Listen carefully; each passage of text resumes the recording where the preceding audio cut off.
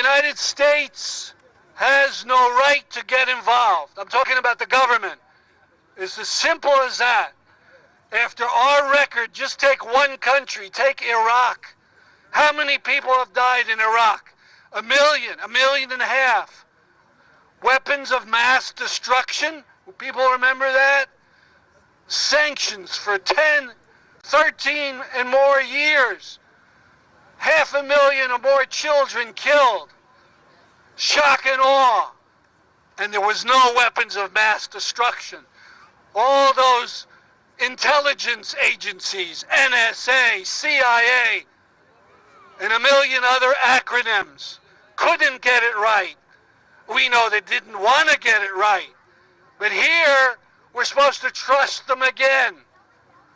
Obama and the White House issued an assessment last week, 4 pages with no evidence at all, just claims of evidence.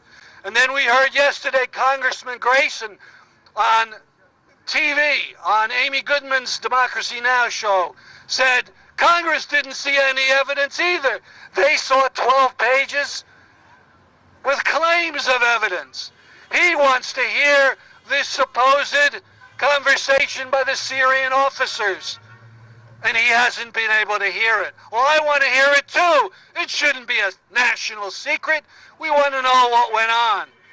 And if something terrible went on, and if it wasn't an accident, perhaps the rebels dropped something they had, if it was something terrible that Assad's government did, fine, let the world know about it, and let the real international community take action, not the U.S., France, and Denmark.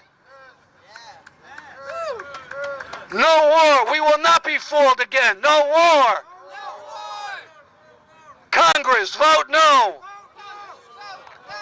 We want to salute Senator Murphy, who in the Foreign Relations Committee did vote no.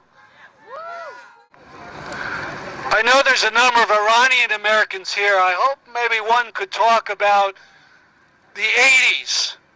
You know, just last week, Foreign Policy magazine came out with the CIA documents about Ronald Reagan administration support for Saddam Hussein in the war against Iran.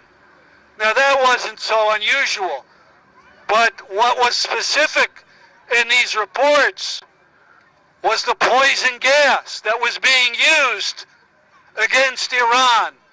And the Reagan officials and Ronald Reagan himself knew all about it. The Guardian, just a few days ago, had a report from hospitals in Iran where people still alive 30 years later who breathed in some of this horrible gas, who are in such pain and such horror from what happened to them.